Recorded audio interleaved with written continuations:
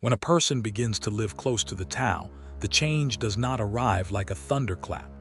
It comes the way spring comes to a frozen field, quietly from underneath, long before the eye can see it. Laozi never promised fireworks. He promised something stranger and more durable, a slow softening of the whole way we meet our days. So before we go further, it is worth asking a simple question. If we practice the breath, embrace the one, and empty the mind, what actually changes? What are the signs that the teaching is taking root? And what fruits does it bear in a real human life? The first sign is almost too plain to notice. Things stop feeling so urgent. The mind that once treated every small problem as an emergency begins to loosen its grip. You find yourself pausing before you react. A delayed train, a sharp word, a plan that falls apart, these still happen, but they no longer seize you by the throat. Laozi said that the soft overcomes the hard, and here the saying becomes personal. Your own hardness, the clenched readiness to fight or fix, slowly gives way to something more yielding.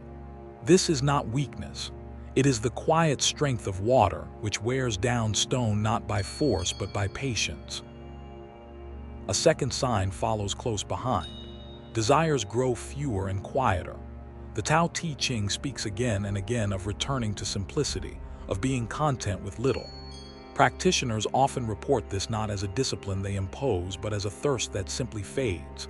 The endless wanting, the next purchase, the next achievement, the next reassurance begins to feel like noise. In its place comes a surprising sufficiency. You sit in an ordinary room with an ordinary cup of tea, and it is enough.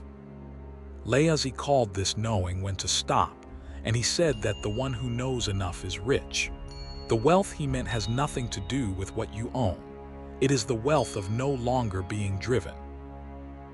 There is also a change in how we act. This is the heart of Wu Wei, often translated as non-action, though it never meant doing nothing.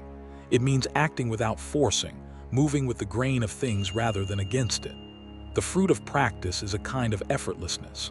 Work that once cost you great strain begins to flow. You sense the right moment and the right amount. You stop pushing rivers. People around you may notice that you accomplish more while seeming to try less, and they cannot quite say how. You yourself may not be able to say how. That, in a way, is the point. The doing has stopped being your doing and has become a response to the situation as it is. The body, too, gives its signs. The breath that you train to be slow and quiet begins to stay quiet on its own. Tension that lived in the shoulders and the jaw releases without being told. Sleep deepens. The face relaxes. Those who knew you may say that you look younger or simply calmer, and what they are seeing is the nervous system settling into a wider, slower rhythm. Laozi loved the image of the newborn infant, supple and whole, breathing from the belly, not yet armored against life. The practice carries us a little back toward that suppleness. Perhaps the deepest fruit is harder to name. It is a growing sense of belonging to a larger whole. As the chatter of the separate self thins out, the old wall between you and the world becomes less solid. You feel held by something vast and unhurried, the way a leaf is held by the tree and the tree by the earth. Fear of loss does not vanish, but it loosens, because you begin to trust the turning of things.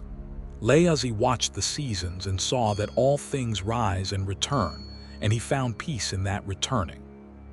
The practitioner begins to feel that same peace from the inside, a quiet confidence that one belongs to the way of nature and need not stand apart from it. It helps to say clearly what these fruits are not. They are not constant bliss, and they are not the end of all difficulty. A person rooted in the Tao still grieves, still feels pain, still meets hard days. What changes is the relationship to all of it. The grief moves through more cleanly, like weather across an open sky, instead of becoming a permanent storm. This is the thread of meaning to carry from this chapter. The signs of the Tao are not a glittering reward placed on top of your life. They are a change in the ground of your life, a softening, a settling, a coming home to what was always here. You do not gain a new self. You lose the strain of defending the old one, and what remains is lighter, clearer, and more at ease. In the next chapter, we turn from these inner signs to the world of action, gathering stories, examples, and concrete applications, so we can see how the quiet way of Laozi takes shape in ordinary human situations, in work, in conflict, and in the small choices of a single day.